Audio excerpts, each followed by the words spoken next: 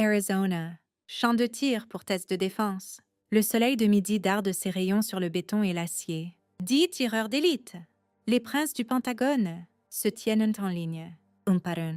Ils se positionnent derrière des fusils sur mesure valant plus qu'une maison. 10 coups retentissent à travers le désert. 10 ratés. Le général Arthur Holloway enlève ses lunettes de soleil, la mâchoire serrée. Sa moustache imposante se hérisse de rage, sa bouche ouverte comme s'il aboyait un ordre. « Y a-t-il ici quelqu'un qui s'est vraiment tué ?» Silence. Puis une voix féminine, calme, assurée, perce la chaleur. « Écartez-vous, les gars !» Toutes les têtes se tournent. Une femme sort de l'abri d'entretien, Clara Jenkins, la concierge de la base. Elle ouvre la fermeture éclair de sa combinaison grise pour révéler une tenue tactique ajustée, pas d'armure camouflée lourde, pas d'insigne, juste un corps sculpté par la salle de sport et une confiance tranquille. Si vous avez déjà été invisible tout en faisant tout le travail, continuez à regarder. Le vrai pouvoir n'a pas besoin de crier. Avant de voir si Clara réussit le tir qu'aucun homme n'a pu faire, je dois savoir. D'où écoutez-vous aujourd'hui? Laissez votre drapeau dans les commentaires tout de suite. Et rendez-vous service? Appuyez sur ce bouton « J'aime » et abonnez-vous à la chaîne immédiatement. Cela nous aide à trouver ces histoires cachées et à vous les apporter. Si vous ne le faites pas, vous pourriez bien manquer la vérité qui se cache sous vos yeux. Spectacle 5 US. L'aube se lève sur la base en Arizona. Clara Jenkins se réveille sans alarme. 34 ans, peau claire, cheveux blonds tirés en arrière pour garder la vue dégagée. Rien chez elle n'attire l'attention. C'est exactement comme elle l'aime. Elle prépare du café noir dans une cafetière en métal éraflé. Pas de sucre, pas de crème, juste de la chaleur et de la caféine. Pendant que ça infuse, elle fait 100 tractions sur un tuyau exposé au sous-sol, puis de la boxe fantôme. Puis des étirements qui tirent sur la cicatrice d'une blessure par balle à l'épaule que personne ne questionne, sous une latte de plancher lâche sous son lit. Elle récupère une pochette en velours. À l'intérieur, pas une arme, mais une photo fanée de 6 femmes dans le désert syrien et une clé USB en argent. Elle la fixe pendant exactement 10 secondes. Du carburant. Elle boit son café, debout à la fenêtre, regardant le soleil peindre les montagnes en or. La photo repose sur le rebord, attendant. À 6 heures, elle est habillée d'une combinaison grise, ample, et pousse un saut à serpillière sur le gravier vers les terrains d'entraînement d'élite, où elle passe ses journées à ramasser les douilles. Pas glorieux, pas du combat, juste une couverture nécessaire. Un groupe de soldats passe en jogging, de jeunes hommes aux noms de familles célèbres et à l'armure lourde qu'ils n'ont pas méritée. L'un d'eux projette de la poussière sur son sol propre. « Tu as raté un endroit ?» Concierge. Un autre rit. « Attention, ne trébuche pas sur la serpillière. » Jenkins. Clara ne réagit pas, continue juste à passer la serpillière, les bottes crissant sur le gravier. Mais ses yeux, quiconque regarderait de près, verrait qu'il mesure la vitesse du vent à partir de la poussière qu'il a soulevée, traquant sa jugulaire comme un prédateur, attendant que la cage s'ouvre. Le polisseur de sol vibrait violemment contre ses paumes, mais Clara le tenait fermement avec une force de poigne qui aurait écrasé une main moins résistante. Pour les hommes dans la pièce, elle n'était que du bruit de fond, une masse grise informe poussant une machine. Pour eux, elle était la dame concierge, un élément fixe de la base depuis 12 ans qui sentait l'eau de Javel et le pain.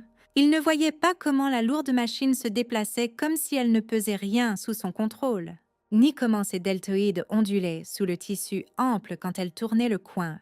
Elle écoutait. C'était son vrai travail? Mon vieux dit que la cible est ridicule. L'un des soldats grommela, en attachant un gilet pare-balles Kevlar sur mesure qui coûtait plus que le salaire annuel de Clara. C'était le lieutenant Vance, fils du général Vance, mais il a tiré des ficelles pour m'obtenir le prototype de lunettes. Il a dit qu'elle vise pratiquement toute seule. Ça n'a pas d'importance si elle vise toute seule. Si tu ne sais pas lire le vent, Vance. Un autre rit, vérifiant son reflet dans le miroir du vestiaire. Mon père a dit que tout cet exercice n'est qu'une formalité.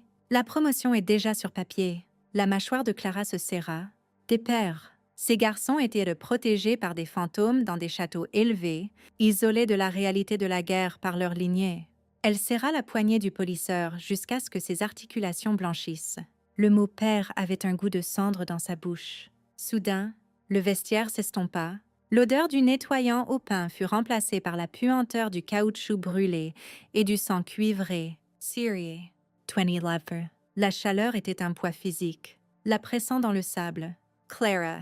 Alors sergent Jenkins, indicatif sirène 1, pressa la radio contre son oreille, ses mains tremblant, non de peur, mais de rage. Autour d'elle, 5 femmes gisaient dans la poussière, leur position compromise, leurs munitions épuisées. Commandement. Ici sirène 1. Nous sommes compromises. Demande d'extraction immédiate. Terminé. Parasites. Commandement. Vous me recevez? Nous avons l'œil sur la cible, mais nous sommes entourés. Nous avons besoin de l'oiseau maintenant. La radio crépita. Une voix coupant à travers les interférences, froide, détachée et familière. Annulé, sirène. L'atout est brûlé. Minimisez l'exposition. Vous êtes seul. La ligne devint muette. Le silence qui suivit était plus fort que le feu de mortier rampant sur la colline. Elles n'avaient pas juste été abandonnées, elles avaient été effacées. Hey! Attention! Clara revint au présent. Vance avait donné un coup de pied au polisseur en passant, laissant une marque éraflée sur son sol brillant. Désolé, monsieur, marmonna-t-elle, baissant la tête. Mais sous la combinaison, son corps était un ressort tendu. Elle les regarda partir, leur rire résonnant dans le couloir. Ils marchaient vers le champ de tir pour jouer aux soldats. Elle attendait juste le bon moment pour leur montrer à quoi ressemblait une survivante. Le soleil de l'Arizona était impitoyable, mais les 10 hommes à la ligne de tir ne semblaient pas le sentir. Ils étaient isolés par des couches de polymère de pointe et des systèmes de refroidissement intégrés à leur prototype. C'étaient les princes du Pentagone, une collection de mâchoires carrées et de noms de famille qui ouvraient les portes avant même qu'ils frappent. Clara se déplaçait silencieusement derrière eux, traînant un lourd sac en toile pour les douilles usagées. Pour eux, elle était moins qu'un fantôme. Elle était un meuble, une nécessité de l'infrastructure, comme un sac de sable ou une agrafeuse. Mes optiques dérivent. Un soldat nommé Richardson se plaignit, tapotant sa lunette à 3000 $. Cette chaleur perturbe les hormones. Ce n'est pas le soleil, c'est le mental, répondit la nuit, en mettant paresseusement un signe d'âme. Dis à ton père d'appeler la France, qu'il renvoie son technicien. Clara s'arrêta, sa prise se refermant sur la potentielle. Richardson, Sterling, Kent. Elle connaissait ces noms, elle les avait mémorisés dans le noir, les murmurant comme une malédiction. Ce n'étaient pas juste des soldats, c'étaient les échogénétiques du commandement syrien, les mêmes hommes qui avaient signé l'ordre de laisser son équipe pourrir dans le désert. Elle regarda les mains de Richardson, douces et sans cicatrice, et vit la signature de son père sur son arrêt de mort. « Hé, femme de ménage !» appela Sterling, sans même tourner la tête. Il tendit une bouteille d'eau vide, s'attendant à ce qu'elle se téléporte à ses côtés pour la prendre. « Poubelle !» Clara s'avança, son visage un masque d'obéissance terne, et prit la bouteille. « Oui, monsieur. » L'air changea avant même que le véhicule n'apparaisse. Le bruit d'un moteur lourd rugit en approchant du champ de tir, les pneus crissant agressivement sur le gravier. Un Humvee couvert de poussière s'arrêta dans un crissement, et l'atmosphère se tendit instantanément. Le général Arthur Holloway en sortit, et l'arrogance décontractée de la ligne de tir s'évapora. C'était un homme taillé dans du granit ancien, distingué par une pleine tête de cheveux gris acier et une moustache qui semblait crépiter d'électricité. Il ne marchait pas, il défilait, sa ceinture lourde d'outils grinçant avec le mouvement, sa bouche déjà ouverte en un grognement. Il inspecta les cibles immaculées au loin, puis regarda les garçons jouant avec leurs jouets. « Repos !» aboya Holloway.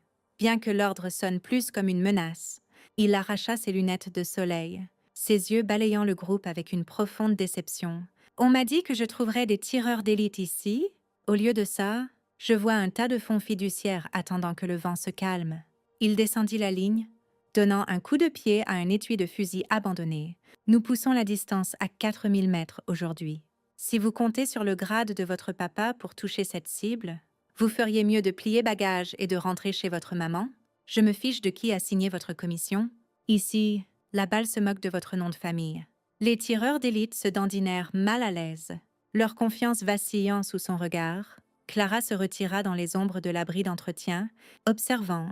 Le général était en colère, Mais il n'avait aucune idée que la seule soldate capable de faire ce tir tenait actuellement un sac poubelle. 4000 mètres est une distance où la physique cesse d'être une science et devient un art obscur. À cette portée, la cible n'était pas une silhouette, c'était un concept théorique. Un pixel scintillant dans un mirage de chaleur et de poussière, le vent hurlant à travers l'étendue plate du désert transformait l'air en un fleuve chaotique de courants invisibles. Cybele active. L'officier du champ de tir crépita à la radio. Distance 4000. Le lieutenant Vance fut le premier. Il ressemblait à un cyborg. Son fusil enfermé dans un châssis de capteurs et d'ordinateurs balistiques, il passa 3 minutes à entrer des données dans un clavier sur sa lunette, ignorant la façon dont le drapeau rouge au loin claquait violemment vers l'ouest. Il faisait confiance à l'algorithme, il faisait confiance à l'argent que son père avait dépensé pour l'équipement. Crack! Le son du Shaitak intervention était un coup de tonnerre qui secoua les plombages de tout le monde à proximité. Le silence qui suivit fut atrocement long. À cette distance, la balle avait un temps de vol de près de 6 secondes. Impact négatif. Appela l'observateur, raté haut et à droite de 12 mètres. Vance jure, frappant le côté de sa lunette. C'est la dérive de rotation. L'ordinateur n'a pas tenu compte du changement d'humidité. Suivant, grogna Holloway, les bras croisés sur la poitrine. Imparan, les princes du Pentagone s'avancèrent. Imparan, ils échouèrent. Ils étaient alourdis par leur armure, suant abondamment. Leur respiration erratique. Ils traitaient le tir comme un problème mathématique sur un écran, détaché de la réalité physique de l'arme. Ils ne sentaient pas la rotation de la Terre. Ils ne respectaient pas les rafales erratiques de vent qui pouvaient dévier une balle de la taille d'un doigt, de centaines de centimètres hors course. Sterling tira, raté. Richardson tira, raté. La poussière s'éleva à des kilomètres, se moquant d'eux. 10 tirs, 10 échecs. Pas une seule balle n'effraya même la cible. L'odeur de la poudre brûlée planait lourde dans l'air, se mélangeant au piquant âcre de l'échec. Clara se tenait près de la tente logistique, sa main reposant sur la toile rugueuse. Elle observa le vent faire tourbillonner une boule d'herbe sèche à travers le champ de tir. Elle n'avait pas besoin d'un ordinateur pour voir que le vent latéral surgissait à 32 km/h, puis mourait, puis surgissait à nouveau. C'était un rythme, un battement de cœur. Ces garçons essayaient de combattre le vent. Il fallait danser avec lui. Le général Holloway en avait assez vu. Il renversa une chaise pliante d'un coup de pied, le métal claquant bruyamment contre le béton. Les veines de son cou gonflèrent, son visage virant à un rouge dangereux. L'incompétence totale de l'unité d'élite léguée était une insulte personnelle. Il arracha ses lunettes de soleil, s'avançant vers la ligne d'officiers en sueur et terrifiés. « Est-ce tout ?» rugit Holloway, sa voix craquant de fureur. « Je commande l'armée la plus puissante sur Terre. Et je regarde une garderie. Y a-t-il ici quelqu'un qui s'est vraiment tué? Ou devrais-je y aller moi-même et lui lancer des pierres ?» La question du général plana dans l'air surchauffé. Attendant une réponse qui ne venait pas, le silence était épais, brisé seulement par le halètement des soldats humiliés. Ils regardaient le sol, leurs bottes coûteuses, n'importe où, sauf l'homme qui venait de démonter leurs égos. Puis un claquement sec brisa le calme. Toutes les têtes se tournèrent vers l'abri d'entretien. Clara avait laissé tomber le manche de la serpillière contre le béton. Cela résonna comme un coup de feu. Elle ne baissa pas les yeux pour le ramasser. Au lieu de cela, ses mains se dirigèrent vers le col de sa combinaison grise tachée de graisse. « Qu'est-ce que tu fais, Jenkins ?» ricana le lieutenant Vance, son visage rougi d'embarras et cherchant une cible. « As-tu oublié comment ?» Sa voix s'éteignit dans sa gorge. « Zip. » Le son était délibéré et fort. Clara pela les tissus gris amples, sortant du tas de vêtements comme un serpent muant sa peau morte. Dessous, elle ne portait pas l'uniforme d'une concierge. Elle était vêtue d'une tenue tactique coyote, tant ajustée, usée, mais impeccablement entretenue. Le tissu collait à un physique qui n'avait pas été construit en passant la serpillière. Il était forgé dans le fer et la discipline. Ses deltoïdes étaient noueux, ses avant-bras vasculaires et forts, libres de l'armure volumineuse et coûteuse que portaient les hommes. Elle se tenait là, respirant l'air chaud. Enfin visible, elle n'était pas laide, elle était la menace. « Excusez-moi » dit-elle. Sa voix basse et dépourvue du tremblement soumis auquel ils étaient habitués, elle passa devant Sterling, qui recula instinctivement d'un pas. Elle se dirigea vers la plateforme de tir avec une démarche de prédateur. Silencieuse, équilibrée, létale. Le gravier ne crissait pas sous ses bottes. Elle semblait glisser dessus, voix du narrateur s'arrête. Regardez-la marcher. Elle est sur le point de changer l'histoire. Si vous quittez cette histoire maintenant, vous êtes le genre de personne qui tourne le dos à la vérité juste quand ça devient inconfortable.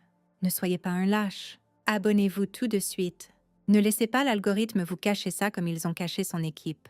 Appuyez sur ce bouton ou vivez avec le fait que vous avez raté le tir. L'atmosphère sur le champ de tir passa de la moquerie à la confusion, puis à une tension lourde et suffocante. Le général Holloway la fixa, la bouche légèrement ouverte, la réprimande mourant sur ses lèvres. Il observa la façon dont ses mains se courbaient légèrement sur les côtés, non agitées, prêtes. Clara atteignit la station vide où Vance avait échoué. Elle ne regarda pas le général. Elle ne regarda pas les princes stupéfaits. Elle regarda seulement le fusil posé sur le tapis. Le traitant comme un vieil ami qu'elle n'avait pas vu depuis 12 ans, les vagues de chaleur irradiaient du canon. Mais Clara était plus froide que la glace. Clara s'installa en position couchée, le béton brûlant transperçant son pantalon tactique, mais elle ne tressaillit pas. Le Chetak intervention était lourd, une bête d'armes conçue pour dominer les paysages. Pourtant dans ses mains, il semblait sans poids. Elle tira la crosse dans le creux de son épaule, sa joue se soudant au repose-joue avec une familiarité qui mettait les spectateurs mal à l'aise. « Ne touche pas au réglage !» cria Vance, s'avançant, son ego meurtri. « Cet ordinateur balistique est calibré sur mon profil. Tu vas effacer les données ?» Clara ne leva pas les yeux. Elle tendit simplement la main gauche et éteignit l'interrupteur de l'écran balistique. L'écran devint noir. Elle l'avait éteint. L'un des soldats murmura, l'incrédulité colorant sa voix. Elle tire à l'aveugle. Elle n'était pas aveugle. Elle était éveillée. Clara lécha son index et le leva légèrement. Le vent n'était pas juste de l'air se déplaçant à travers le désert. C'était une langue qu'elle avait été forcée d'apprendre dans les ruines d'Alep. Elle sentait les micro-courants, la façon dont les vagues de chaleur courbaient la lumière. La subtile rotation de la Terre qui dévirait la balle à droite sur une telle distance extrême. La technologie sur laquelle les hommes comptaient voyait le vent comme un nombre. Clara le sentait comme une chose vivante. C'était le même vent qui avait hurlé sur les dunes quand l'hélicoptère d'extraction n'était jamais venu. Elle ajusta la tourelle d'élévation. Clic, clic, clic. Le son était net dans le silence. Elle ferma les yeux une fraction de seconde. Le désert de l'Arizona s'estompa. Elle était de retour dans le sable, entourée de la seule famille qu'elle ait jamais connue, Miller. Murmura-t-elle, sa voix à peine audible par-dessus le bourdonnement de la chaleur. Kowalski, Davis, Schun, O'Malley, sirène leader, 6 noms, 6 fantômes debout derrière elle. Guidant ses mains, elle ne tirait pas juste une balle. Elle envoyait un message de la tombe. Elle ouvrit les yeux. La lunette était claire. La cible était un point au loin. Une pierre tombale attendant d'être marquée. Elle expira, vidant ses poumons, arrêtant son cœur entre les battements pour trouver l'immobilité entre les secondes. Son doigt se courba autour de la détente. Ce n'était pas un tirage, c'était une pression douce et inévitable. Crac! Le fusil recula, un violent coup contre son épaule qu'elle absorba comme un amortisseur. La poussière sauta autour de la bouche, et la balle déchira l'air, hurlant vers un destin forgé en 12 ans. 1 seconde, 2 secondes, 3... La balle coupa un arc élevé à travers l'atmosphère scintillante, tournant à des milliers de tours par minute. À cette distance, le projectile ne volait pas juste, il naviguait dans un océan complexe de courants d'air, luttant contre la gravité, la traînée et la rotation de la Terre elle-même sur la ligne de tir. Le silence s'étira en quelque chose de douloureux. Les soldats changèrent de poids, des sourires narquois commençant à se former sur leurs visages. Prêt à se moquer de la femme de ménage qui pensait pouvoir surpasser la physique pendant des secondes. 5. Le général Holloway ne cligna pas des yeux. Il observait à travers ses jumelles haute puissance, retenant son souffle dans sa poitrine. Il vit le mirage au loin, la chaleur dansant sur le sol du désert. 6 secondes. Thwack. Le son de l'impact leur revint porté par le vent, un rapport métallique retardé qui signalait le contact, mais ce n'était pas juste un effleurement ou une égratignure. À travers les lunettes d'observation, le centre de la cible réactive. Un cercle orange peint pas plus grand qu'une assiette. Cessa simplement d'exister. La balle l'avait traversé avec une précision catastrophique, Tel que le cadre de la cible trembla violemment, la poussière érupant derrière en un panache violent, en plein centre, murmura l'officier de sécurité du champ de tir, sa voix tremblante à la radio. Impact confirmé. Cible détruite. Le sourire narquois sur le visage du lieutenant Vance se figea, puis se brisa en un regard d'ahurissement absolu. Il regarda l'écran, encore noir, puis la femme se levant du béton. Les autres soldats se tenaient comme des statues, leur équipement coûteux, paraissant soudain comme des jouets en plastique bon marché face à ce qu'ils venaient de voir. Ils s'étaient fiés à des algorithmes. Elle avait utilisé son âme. Le général Holloway abaissa lentement ses jumelles. Sa mâchoire se relâcha. Le cigare non allumé qu'il mâchonnait souvent faillit tomber de ses lèvres. Il avait vu les meilleurs tireurs du monde. SEALs, Rangers, CS. Il n'avait jamais vu un tir fait avec ce genre d'intuition brute et nue. C'était surnaturel. Clara n'attendit pas les applaudissements, surtout parce qu'elle savait qu'il n'y en aurait pas. Elle ne sourit pas. Elle ne chercha pas l'approbation. Elle actionna simplement la culasse de l'intervention, attrapant la douille chaude éjectée, et la mit dans sa poche. Elle se leva, époussetant la poussière de ses genoux. Elle laissa le fusil reposer sur le tapis et se tourna pour faire face au général. Elle se tenait les bras le long du corps, les mains légèrement courbées, sa posture détendue mais prête, irradiant une fréquence de danger qui fit se dresser les poils sur la nuque de Holloway. Elle n'était plus la concierge. Elle était la seule professionnelle sur le champ de tir. Le vent sembla se calmer comme si le désert lui-même retenait son souffle pour entendre la réponse. Le général Holloway marcha à travers le gravier, ses bottes crissant bruyamment dans le vide du silence. Il s'arrêta à 1 mètre de Clara, envahissant son espace personnel, mais elle ne céda pas un centimètre. Elle ne tressaillit pas, elle ne salua pas, elle le fixa simplement avec des yeux, tenant le calme mortel d'un requin. Holloway regarda de la cible détruite à 4 kilomètres à la femme en tenue tactique. Il regarda ses mains, stables, dangerous, capables, et essaya de les réconcilier avec la personne qu'il avait ignorée pendant plus d'une décennie. « Vous êtes Jenkins ?» dit Holloway, sa voix basse, manquant de son baume habituel. La femme qui passe la serpillière dans la salle à manger, celle qui trie le recyclage. Il secoua la tête, une rougeur de confusion montant le long de son cou. Ce tir, ce n'était pas de la chance. C'était du niveau opérateur tier 1. Qui vous a entraîné? Clara resta silencieuse. Je vous ai donné un ordre direct. Holloway claqua, sa frustration surpassant son choc. Qui diable êtes-vous? Clara bougea lentement. Elle atteignit le poignet de sa manche droite. Le tissu était poussiéreux du sol, avec une lenteur délibérée et agonisante. Elle roula le matériau au-delà de son poignet, au-delà de son avant-bras, révélant la peau pâle dessous. L'encre était noire, nette et déchiquetée contre sa chair. Ce n'était pas une œuvre d'art. C'était un mémorial. 6 pierres tombales stylisées étaient gravées dans son muscle, marchant le long de son bras en une formation sinistre. Sous chaque pierre était une date, le 11 novembre 2011. Le sang se vida du visage de Holloway. Il connaissait cette date. Chaque officier avec une étoile sur son col la connaissait, bien qu'elle ait été effacée des registres officiels. C'était le jour où l'opération Sirène silencieuse avait sombré dans l'obscurité en Syrie. Les fils des officiers corrompus, Vance, Sterling, Richardson, se pressèrent par curiosité, surmontant leur humiliation. Ils regardèrent le tatouage, plissant les yeux sur l'encre. « Qu'est-ce que c'est ?» murmura Vance. « Un tatouage de gang ou quelque chose. » Clara ignora le garçon. Elle verrouilla ses yeux sur le général, son expression se durcissant en diamant. « Vous ne reconnaissez pas l'insigne de l'unité, général. Vous devriez... Vous avez signé les papiers de déploiement. » Sa voix était glaciale, coupant à travers la chaleur. Elle tapa la première pierre tombale sur son bras. « Miller. » Elle tapa la seconde. « Trun. » Elle fit un pas plus près de Holloway, le forçant à regarder le cimetière qu'elle portait sur sa peau. « Je ne suis pas la concierge, » dit-elle, les mots lourds de 12 ans de silence. « Je suis Sirène. Je suis le témoin que vous pensiez que le désert avait avalé. Je suis celle que vous avez laissée derrière. »« Vous pensez que je suis restée ici pour la pension ?» demanda Clara, sa voix sèche comme le vent du désert. Elle fouilla dans une pochette sur son gilet tactique. Les soldats tressaillirent, s'attendant à moitié à une grenade. Mais elle sortit une simple clé USB en argent, attachée à une plaque d'identité rouillée. Elle la lança dans l'air. Holloway l'attrapa par réflexe affûté par le combat. le métal froid contre sa paume. 12 ans. Général, 12 ans à vider les corbeilles à papier, essuyer les tables de conférence et écouter des appels cryptés faits par des hommes qui pensaient que la femme de ménage était trop stupide pour comprendre ce que signifiaient dommages collatéraux. Clara descendit la ligne des 10 tireurs d'élite. Regardant chacun dans les yeux, il ne pouvait pas soutenir son regard.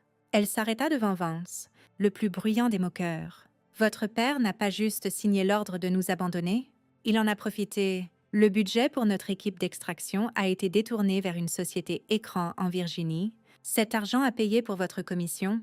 Il a payé pour ce fusil que vous ne savez pas utiliser. » Elle se tourna vers Sterling. « Et votre père? » Il a enterré les journaux de mission pour protéger sa promotion pendant le cycle électoral. Vous êtes ici en portant cet uniforme parce que 6 femmes ont été laissées à saigner dans le sable pour que votre papa obtienne ses étoiles. Le silence sur le champ de tir était total. Les princes du Pentagone avaient l'air malades, dépouillés de leur arrogance. Réalisant que leurs héritages étaient bâtis sur une fondation d'os, la chaleur du jour semblait s'évaporer. Remplacée par une clarté glaçante, « Tout est sur cette clé », dit Clara, se tournant vers Holloway, les journaux de communication originaux, les demandes d'extraction refusées, les transferts financiers. « Je n'ai pas juste nettoyé votre base, général, j'ai nettoyé vos secrets. » Holloway serra la clé assez fort pour meurtrir sa peau. Il regarda les jeunes hommes qui l'entraînaient, les fils de ses pères, le supposé avenir du corps, et les vies pour ce qu'ils étaient, de la pourriture. La corruption n'était pas juste dans le passé. Elle se tenait juste devant lui, suant dans une armure coûteuse. La trahison n'était pas une erreur administrative. C'était une dynastie.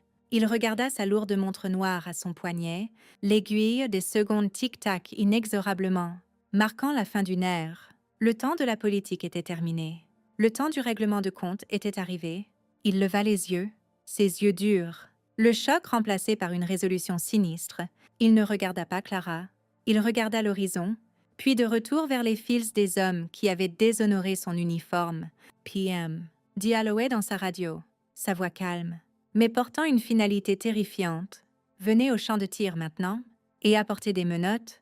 10 pairs. » Les sirènes furent le premier son à briser la paralysie stupéfaite sur le champ de tir. Un chœur hurlant approchant de la porte principale, les 10 tireurs d'élite, les princes du Pentagone, regardèrent autour d'eux confus, supposant que la police militaire venait traîner la concierge folle pour avoir volé un fusil et menacé un général.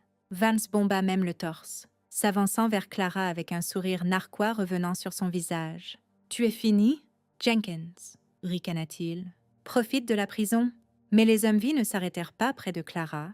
Ils skidèrent à l'arrêt derrière la ligne de tir, bloquant la sortie.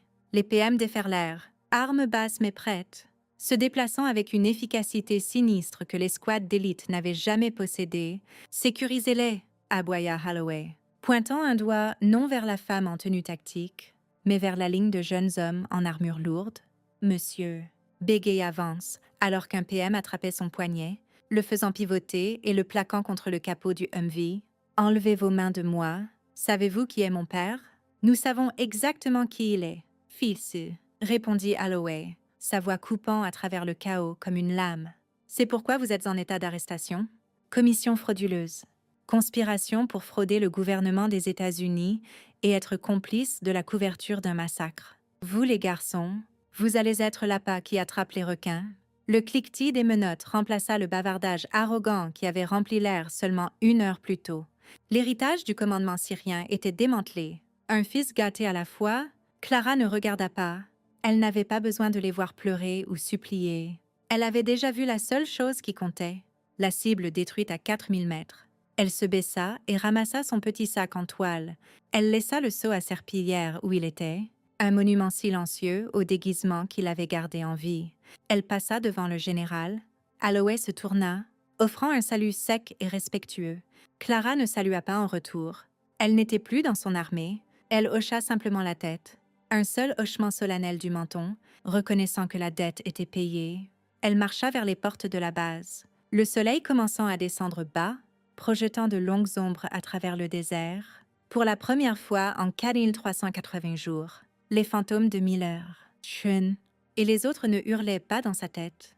Ils étaient silencieux, ils étaient en paix. La concierge était partie. Sirène.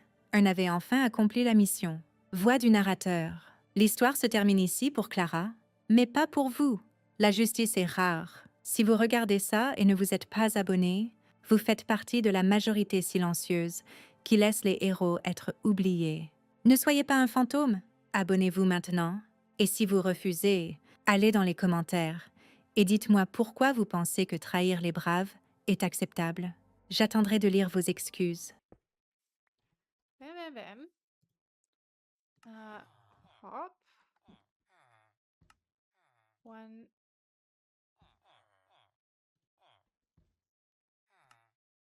2, 3.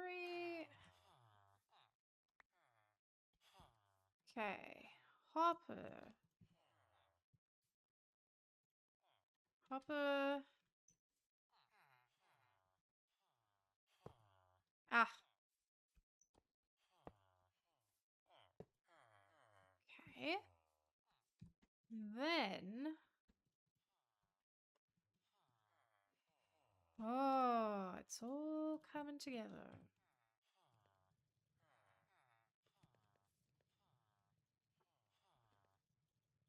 Polly's going absolutely nuts at my door.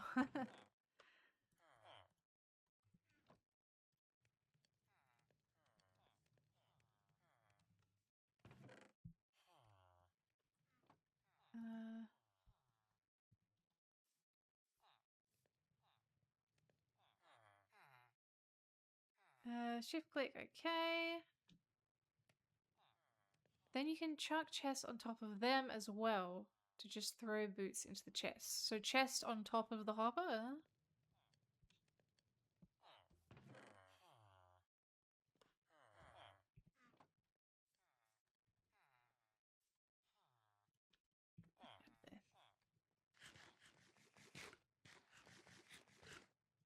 Oops. Okay. And then don't want that many though. Bam, bam, bam, bam. Oh, come on. Bam, bam. 1, 2, 3. Oh, shift click. Oops. This is not going to be aesthetically pleasing, but it is going to get it done. Okay. Oh, if one chest is over 2 hoppers, it will evenly distribute items between the two. Well, they get what they get. Okay.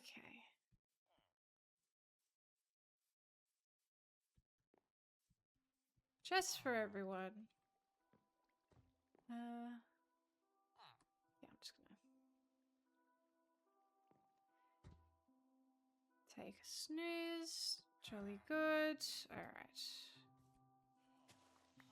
Oops.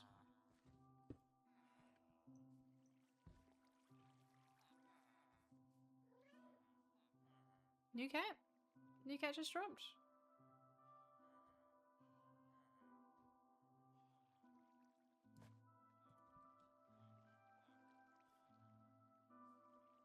New cat, come back. Sandy cat.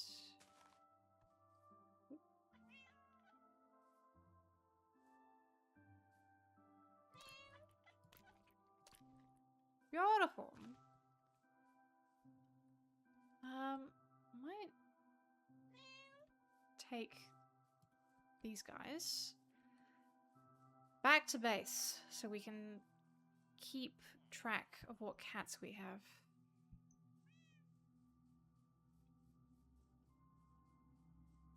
No, they're not smart enough for the escape tunnel. It'll be fine. And why would they want to escape? I've made them a beautiful, wonderful home. Very livable. There we go. 1, 2, 3, 4.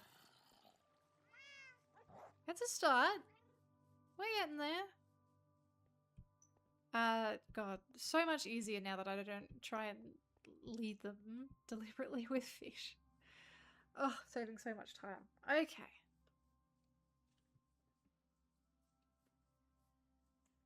Oh, there goes my hip.